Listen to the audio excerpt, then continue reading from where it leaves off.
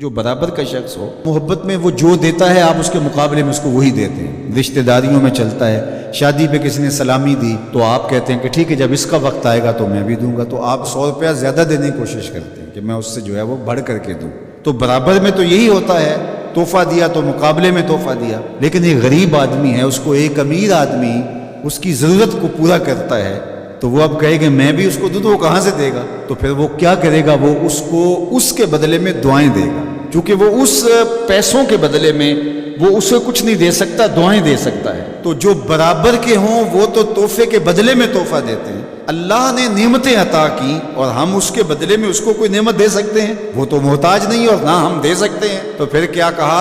احب اللہ لما یرزقکم من نعمہ، وہ تمہیں نعمتیں دیتا ہے تو محبت کیا کرو اس سے۔ یہ تقاضا ہے کہ تم اس سے پیار کرو، اور یہ محبت شکرانے کی صورت ہوگی، شکرانے کا رنگ ہوگا۔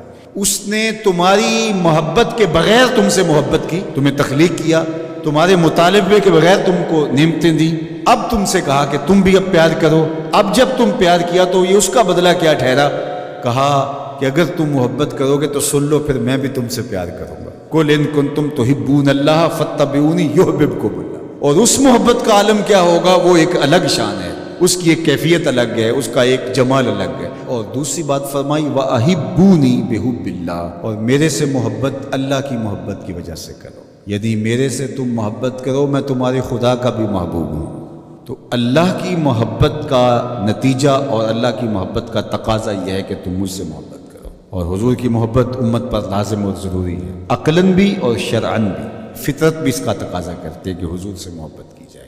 اب تیسری بات جو حضور نے ان کے بعد ارشاد فرمائی، وَأَحِبُّ أَهْلَ بَيْتِي بِحُبِّي، اور میرے اہل بیت سے میری وجہ سے پیار کرو، تقوی کی وجہ سے، طہارت کی وجہ سے، نمازوں کی کثرت کی وجہ سے، علم کی وجہ سے۔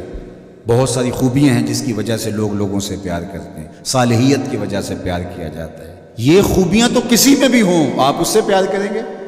وہ حبشی نے یاد ہو، اس سے بھی پیار کریں گے؟ میرے زمانے سے صدیوں بعد کے زمانے میں پیدا ہونے والا ہو، اچھی خوبیوں کا حامل ہو، اس کے تقوی کی وجہ سے، اس کی طہارت کی وجہ سے، اس کی شرافت کی وجہ سے آپ اس سے پیار کریں گے؟ کیوں نہیں کریں گے؟ لیکن میں جو تمہیں اپنے اہل بیت سے محبت کرنے کا درس دے رہا ہوں وہ صرف اس لیے کہ وہ میری اولاد ہے، میری نسل ہے، میرے اہل بیت ہیں۔ اللہ اکبر! چونکہ محبت تقاضا کرتی ہے کہ محبوب کی نسبتوں کا بھی احترام کیا جائے۔ کلو منسوب الی محبوب محبوب، عربی کا ایک مقولہ ہے، ہر شے جو محبوب سے منسوب ہو وہ بھی محبوب ہوتی ہے۔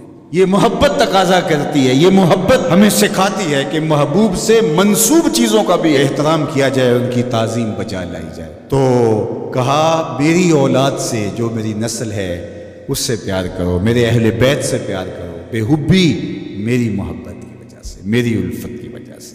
اس لیے علماء نے اس حدیث کی شرح میں لکھا کہ حضور کی اولاد سے محبت علامت ہے حضور علیہ السلام سے محبت کی، اور حضور علیہ السلام کی محبت علامت ہے اللہ تعالیٰ کی محبت۔ کوئی اللہ سے محبت کا دعویٰ کرتا ہے اور رسول کریم کی محبت اس کے سینے میں موجود نہیں ہے، تو پھر یہ طے شدہ ہے کہ اس کی اللہ کی محبت قابل قبول نہیں ہے اور ناقص ہے، ہو ہی نہیں سکتا۔ اور اگر کوئی حضور علیہ السلام سے محبت کرتا ہے اور حضور کی اہل بیت سے محبت نہیں کرتا، تو پھر سمجھ لو حضور علیہ السلام کے ساتھ اس کی محبت محض ایک ڈھونگ ہے، اپنے آپ کو منوانے کے لیے حضور کی محبت کا ڈھونگ رچا رہا ہے۔ حقیقی محبت حضور کے ساتھ اس کو ہو ہی نہیں سکتی اگر حضور کی اطرت کے ساتھ محبت، حضور کی اولاد کے ساتھ محبت نہیں ہے۔ اور اسی طرح یہ بات بھی سمجھ لیں کہ حضور کے اصحاب سے محبت یہ تقاضا ایمان ہے۔ اگر صحابہ کا ذکر قلب کی تکلیف کا سبب بنتا ہے اور طبیعت میں گھٹن پیدا ہوتی ہے، تو پھر سمجھ لو کہ حضور علیہ السلام سے جو محبت کا رشتہ ہے، حضور علیہ السلام سے جو الفت کا ربط ہے، وہ بہت کمزور ہے، اور محبت قابل قبول ہی نہیں ہے حضور کی اگر اصحاب رسول سے پیار نہیں۔ حضور کے مشکات نبوت سینہ نور سے پھوٹنے والی کرنیں ہیں اصحاب رسول صلی اللہ علیہ وآلہ وسلم۔